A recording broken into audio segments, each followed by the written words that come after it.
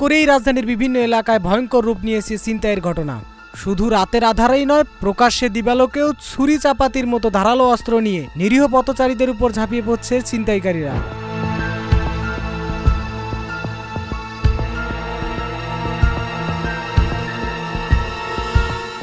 এতে রাস্তাঘাটে চলাচলে নিরাপত্তাহীনতায় ভুগছে আতঙ্কিত নগরবাসী।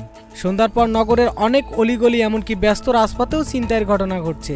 সর্বশেষ গত মঙ্গলবার রাজধানীর গুলশান ও বাড্ডা এলাকা থেকে পৃথক 2 ছিনতাইয়ের ঘটনায় 3 জনকে কুপিয়ে আহত করেছে দুর্বৃত্তরা। এ সময় ডলার, ইউরো সহ প্রায় কোটি কোটি টাকা লুট করা হয় বলে পুলিশ সূত্রে জানা যায়।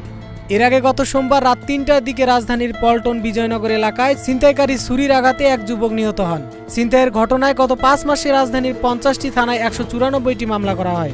এসব ছিনতাইয়ের ঘটনার বেশিরভাগই দলবদ্ধ এবং তারা ধারালো অস্ত্র ব্যবহার করছে।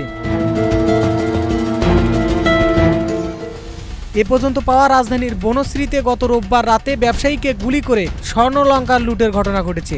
যৌথ বাহিনীর বিশেষ অভিযান অপারেশন ডেভিল হান্টে সারা দেশ থেকে আরও 589 জনকে গ্রেপ্তার করা হয়েছে।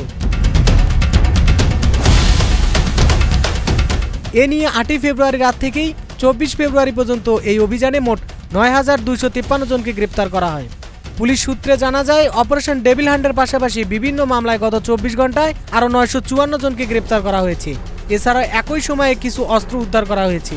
এত কিছুর পরেও এই অপারেশন চলাকালীন সময়ে বিভিন্ন এলাকা এবং শহরে ঘটে যাচ্ছে অনবরত ছিনতাইয়ের ঘটনা।